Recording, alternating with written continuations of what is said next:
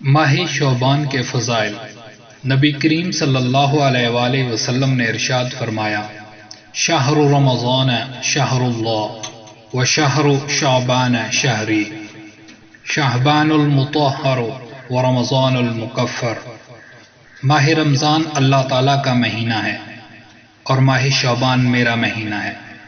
شعبان گناہوں سے پاک کرنے والا ہے اور رمضان گناہوں کو ختم کر دینے والا مہینہ ہے۔ ماہ شعبان کو رسول اللہ صلی اللہ علیہ وآلہ وسلم نے اپنا مہینہ قرار دیا اور اس کو اپنی جانب منسوب کیا ہے۔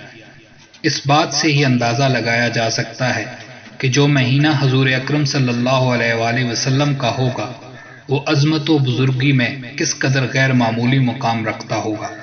جزاک اللہ۔ ماہ شعبان میں روزے کی حکمت اور اللہ تعالیٰ کی طرف اعمال کا اٹھایا جانا۔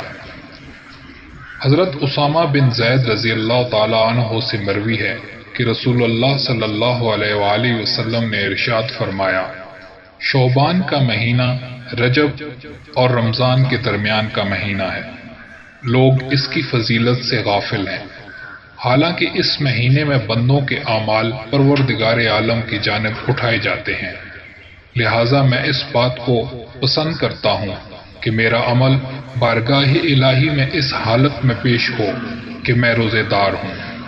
جزاک اللہ۔